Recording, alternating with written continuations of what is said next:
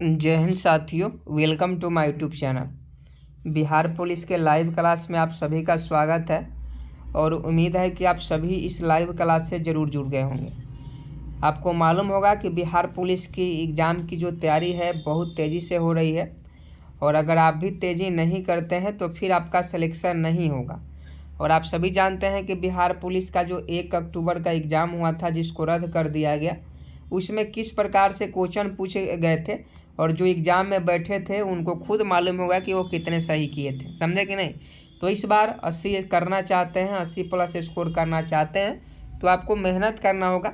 तो फटाफट आप 10 बजे डेली हमारे साथ जुड़ जाइएगा। स्टैटिक जीके का भी क्लास चल रहा है, बाद में साइंस का स्पेशल क्लास चलेगा और डेली 10 बजे से जुड़िए। और जितने भी दोस्त हमारे जुड़ गए हैं वो सभी लोग जो है वीडियो को शेयर कर देंगे ताकि और लोग भी जुड़ जाएं और डेली 10 बजे से जुड़िए। देखिए आज का पहला क्वेश्चन है, नेटियर सिंचाई परियोजना कहाँ है। 1 नंबर प्रश्न का सही जवाब बताएं। नेटियर सिंचाई परियोजना, नेटियर सिंचाई परियोजना कहाँ है? तो ये आपका केरल में है। नेटियर सिंचाई परियोजना आपका केरल में है। केरल आपका बिल्कुल सही जवाब है। क्वेश्चन पूछा जाता है नेटियर सिंचाई परियोजना कहाँ है, केरला में है, तो इसका सही जवाब ऑप्शन ए हो जाएगा। अगला क्वेश्चन देखिए, तात्या टोपे का वास्तविक नाम क्या था? 2 का सही जवाब बता। तात्या टोपे का वास्तविक नाम क्या था? ये क्वेश्चन बहुत इंपॉर्टेंट है, फटाफट कमेंट बॉक्स में छाप दीजिए कि तात्या टोपे का वास्तविक नाम क्या था। जल्दी से कमेंट बॉक्स में बताएं तात्या टोपे का वास्तविक नाम क्या था। तो फटाफट बताइए कि तात्या टोपे का वास्तविक नाम क्या था।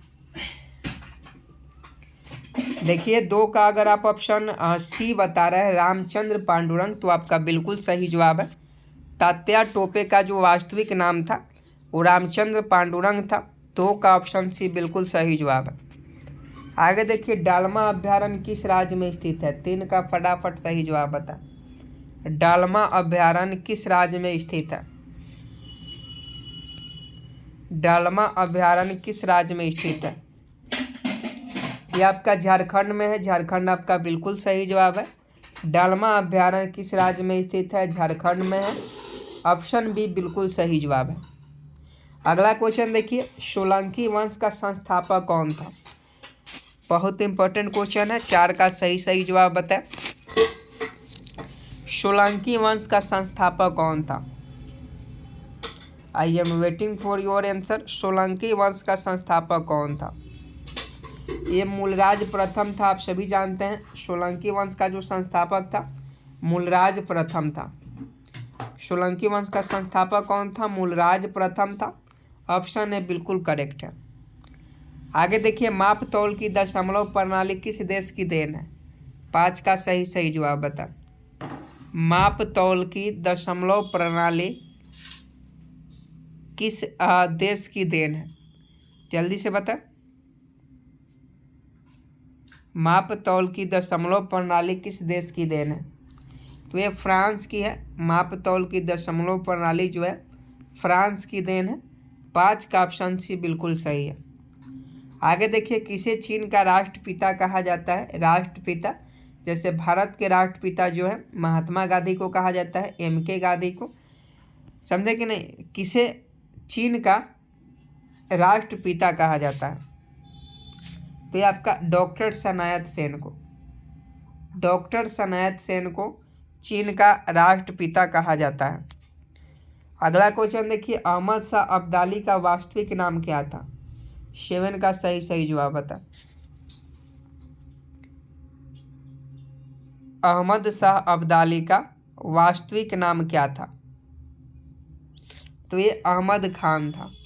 अहमद शाह अब्दाली का वास्तविक नाम अहमद खान था। ऑप्शन है बिल्कुल सही है। आगे देखिए, कपिल धारा जलप्रपात किस नदी पर स्थित है? कपिल धारा जलप्रपात किस नदी पर स्थित है?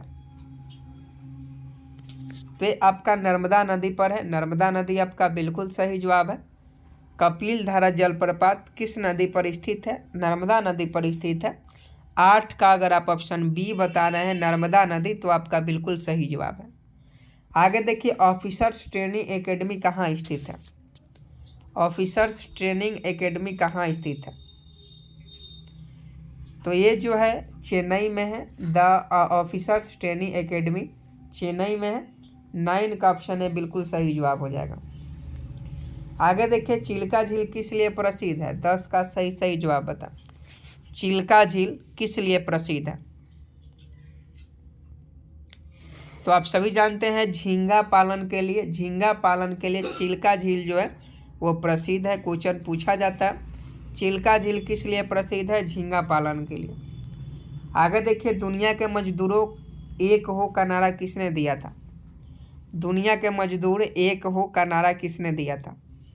11 का सही जवाब बता। दुनिया का मजदूर एक हो का नारा किसने दिया था, ये कार्ल मार्क्स ने दिया था। दुनिया के मजदूर एक हो का नारा कार्ल मार्क्स ने दिया था।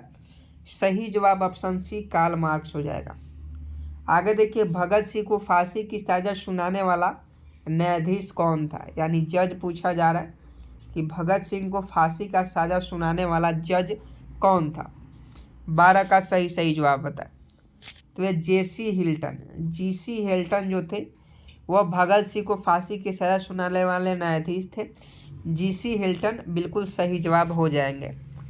आगे देखिए एलिफेंटा जलप्रपात कहाँ स्थित है।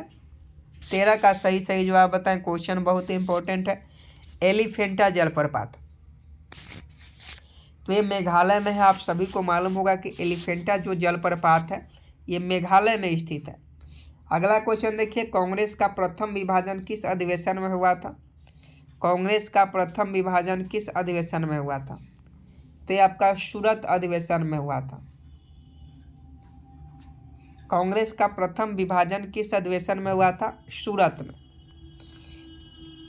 और पैचअप आपका लखनऊ में हो गया। 1907 के अधिवेशन में विभाजन हुआ और 1916 में लखनऊ में पैचअप हो गया था। आगे देखिए रोहतांग दर्रा कहाँ अवस्थित है। 15 का सही जवाब बता। बहुत ही इंपॉर्टेंट क्वेश्चन है कि रोहतांग दर्रा कहाँ स्थित है। यह हिमाचल प्रदेश में है। रोहतांग दर्रा आपका हिमाचल प्रदेश में। आगे देखिए बाइबिल का जर्मन भाषा में अनुवाद किसने किया था। बाइबिल का जर्मन भाषा में अनुवाद किसने किया था, मार्टिन लूथर ने।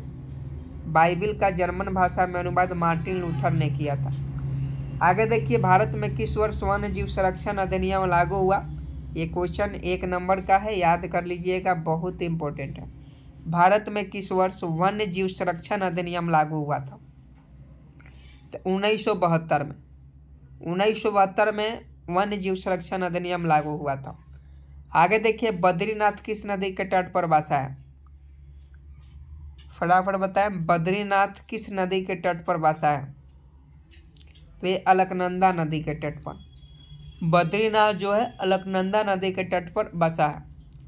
आगे देखिए जलियांवाला बाग हत्याकांड में किस नाम के भारतीय डायर ने सहयोग किया था। जलियांवाला बाग हत्याकांड में किस नाम के भारतीय ने डायर का सहयोग किया था, तो ये जो भारतीय था ये हंसराज था। और हंसराज ने ही डायर को जाकर बताया था कि जलियांवाला बाग में सभी लोग इकट्ठे हुए हैं, तब डायर ने आकर हमला कर दिया। आगे देखिए इंडिया फॉर इंडियंस पुस्तक के लेखक कौन है। 1 नंबर का क्वेश्चन है, आपको याद रखना होगा।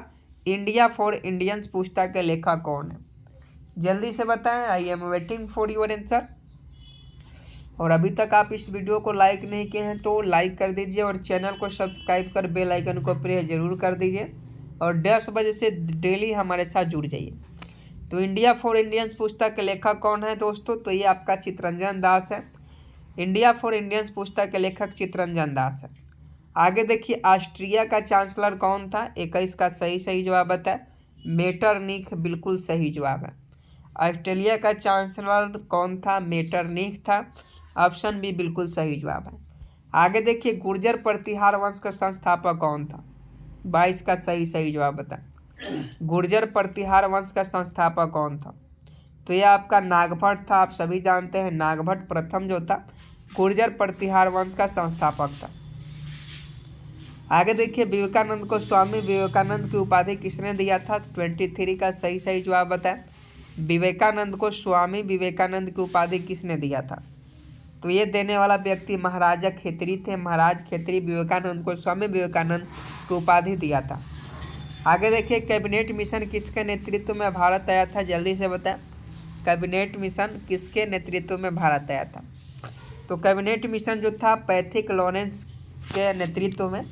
आप सभी जानते हैं कैबिनेट मिशन के जो अध्यक्ष थे पैथिक लॉरेंस थे, और इन्हीं के नेतृत्व में कैबिनेट मिशन जो है भारत आया था। आगे देखिए, लेह और श्रीनगर को संबंध करने वाला दायरा कौन सा है? तो इसका सही जवाब जो जिला दायरा, लेह और श्रीनगर को संबंध जोड़ने वाला जो दायरा है वो जो जिला दायरा है। ऑप्शन सी बिल्कुल सही जवाब है। आगे देखिए 26 नंबर, फरक्का सिंचाई परियोजना किस राज्य में है? 26 का सही जवाब बताएं, फरक्का सिंचाई परियोजना किस राज्य में है? तो ये पश्चिम बंगाल में है। आप सभी जानते हैं फरक्का सिंचाई परियोजना जो है ये आपका पश्चिम बंगाल राज्य में है। 26 का ऑप्शन सी बिल्कुल सही जवाब है। आगे देखिए, भारत में सबसे पुराना अभ्यारण्य कौन सा है? 27 का सही जवाब बताएं, भारत में सबसे पुराना अभ्यारण्य कौन सा है? तो ये आपका जिम कॉर्बेट है। जिम कॉर्बेट जो है भारत में सबसे पुराना अभ्यारण्य है। ऑप्शन सी बिल्कुल सही जवाब है। आगे देखिए, हरित सोना कहलाता है। हरित सोना किसे कहा जाता है? तो चाय को कहा जाता है। सफ़ेद सोना आपका कपास को कहा जाता है, और हरित सोना जो है आपका चाय को कहा जाता है। 28 का ऑप्शन डी बिल्कुल सही जवाब है।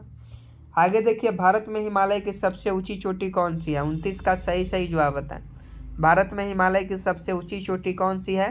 तो भारत में हिमालय की सबसे ऊंची चोटी की बात करें तो ये कंचनजंगा है, केटू है। केटू भारत में सबसे ऊंची चोटी है हिमालय की। आगे देखिए, किस इटली निवासी को मानववाद का संस्थापक माना जाता है? आज का क्लास जो है सभी क्वेश्चन इंपॉर्टेंट था, समझे कि नहीं? एक एक क्वेश्चन आपको याद करना होगा। और 30 नंबर क्वेश्चन है कि किस इटली निवासी को मानववाद का संस्थापक माना जाता है? ये पेट्रोक आपका बिल्कुल सही जवाब हो जाएगा। आगे देखिए, द फॉल ऑफ मैन किसकी कृति है? द फॉल ऑफ मैन जो है माइकल एंजेलो की कृति है। अगला क्वेश्चन देखिए, केंद्रीय ईंधन अनुसंधान संस्था कहाँ स्थित है? ये आपका धनबाद में। धनबाद में केंद्रीय ईंधन अनुसंधान संस्था स्थित है। आगे देखिए, किसके शासन में 1943 ईस्वी में बंगाल में भयानक अकाल पड़ा था? किसके शासन में 1943 ईस्वी में बंगाल में भयानक अकाल पड़ा था? तो आप सभी जानते हैं लॉर्ड लिनलिथगो। लॉर्ड लिनलिथगो के शासनकाल में 1943 में बंगाल में भयानक अकाल पड़ा था, यानी भूखमरी छा गई थी। आगे देखिए, बेलूर मठ का संस्थापक कौन था? याद कीजिए, बेलूर मठ क्वेश्चन पूछा जाता है। तो स्वामी विवेकानंद, बेलूर मठ के संस्थापक स्वामी विवेकानंद। आगे देखिए, वरुणा परियोजना किससे से संबंधित है? वरुणा परियोजना तो एक क्लाउड सीडिंग से है। क्लाउड सीडिंग से ये वरुणा परियोजना जो है संबंधित है। आगे देखिए, तिरुपति किस पहाड़ी में स्थित है? तिरुपति तो शेषाचलम पहाड़ी में तिरुपति स्थित है। आगे देखिए, विद्यासागर सेतु किस नदी पर बना है? विद्यासागर सेतु जो है हुगली नदी पर बना है, हुगली नदी पर। आगे देखिए, मांडी सिंचाई परियोजना किस नदी पर अवस्थित है? मांडी सिंचाई परियोजना ब्यास नदी पर है। मांडी सिंचाई परियोजना ब्यास नदी पर है। आगे देखिए, भारत में गेहूं का जीन बैंक कहाँ स्थित है? तो भारत में गेहूं का जीन बैंक करनाल में है। आगे देखिए, केंद्रीय बकरी अनुसंधान केंद्र कहाँ स्थित है? यह आपका मखदुमपुर उत्तर प्रदेश में हो जाएगा। आगे देखिए, अमेरिका का स्वतंत्रता युद्ध किस संधि के तहत समाप्त हुआ? क्वेश्चन बहुत इंपॉर्टेंट है। तो पेरिस की संधि। अमेरिका का स्वतंत्रता युद्ध किस संधि के तहत समाप्त हुआ? पेरिस की संधि। आगे देखिए, रूहेला युद्ध किस वर्ष हुआ था? 42 नंबर क्वेश्चन का सही जवाब बताएं। और ये होमवर्क का क्वेश्चन है, आप सभी इस प्रश्न का सही जवाब होमवर्क में करके आइएगा। और 42 क्वेश्चन में से आपके कितने क्वेश्चन सही हुए आप कमेंट बॉक्स में हमें ज़रूर बताएं। और हमारा यह छोटा सा प्रयास आपको कैसा लगा आप ये कमेंट बॉक्स में बताएं। वीडियो को लाइक करें, चैनल को जो लोग सब्सक्राइब नहीं किए हैं, जो भी नए हैं चैनल को सब्सक्राइब कर लीजिए, बहुत बेनिफिट आपको मिलेगा। मिलते हैं नेक्स्ट वीडियो में, तब तक के लिए जय हिंद जय भारत।